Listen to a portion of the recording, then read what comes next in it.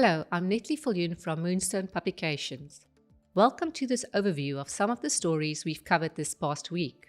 But first, please hit the subscribe button and share this video with your friends and colleagues. In this week's update, RAF bleeds another 1.6 billion rand as SIU's investigation continues. South Africans face a potential 36.15% electricity bill hike.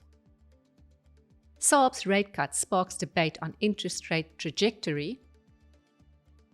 A precedent-setting case highlights legal hurdles in transfer pricing disputes.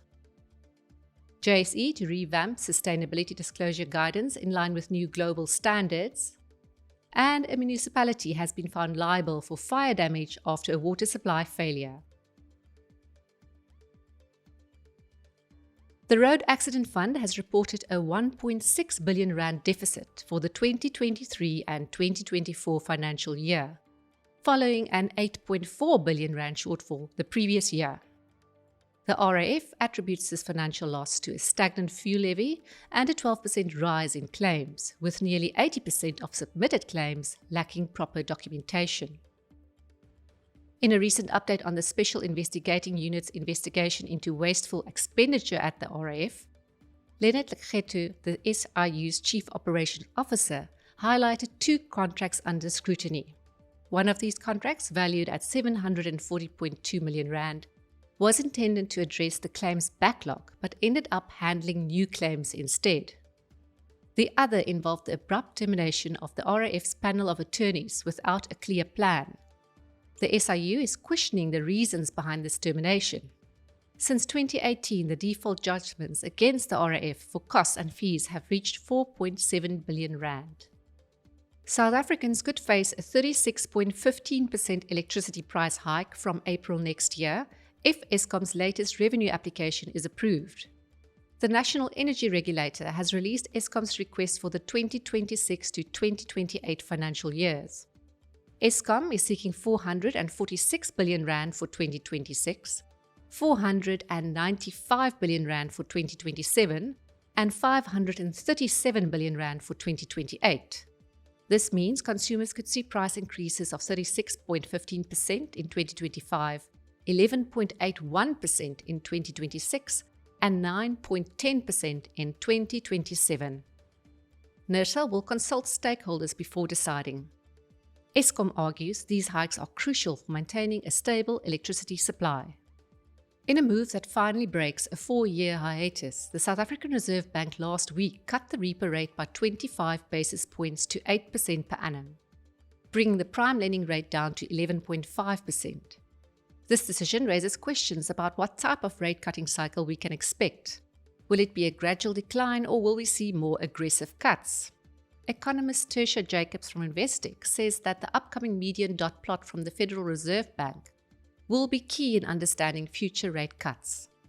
The Momentum Investments Group anticipates another 25 basis point cut in November thanks to improved inflation trends.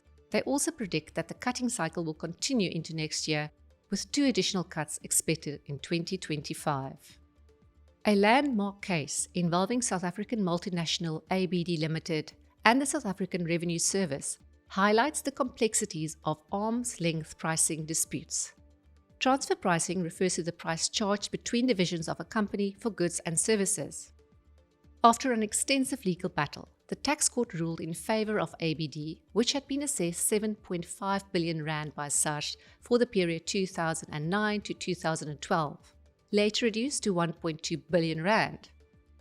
The case centers on royalty rates for intellectual property, where ABD charged its subsidiaries a uniform rate of 1%.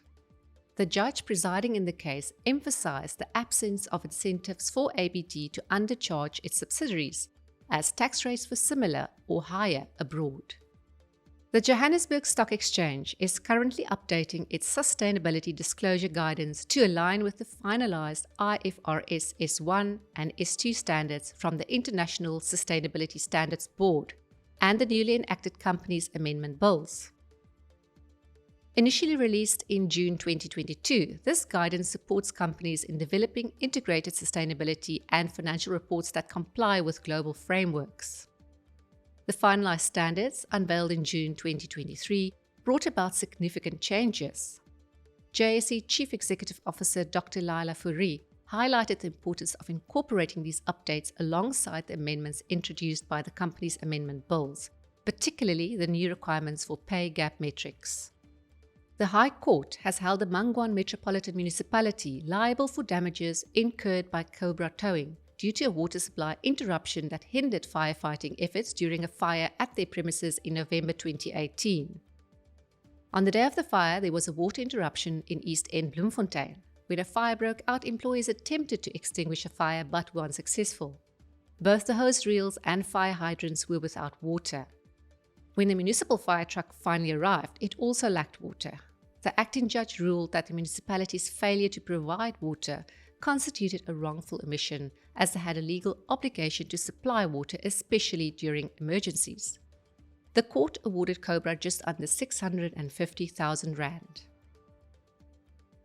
That's all we have for this week. You can read these stories and many more on our website, moonstone.co.za.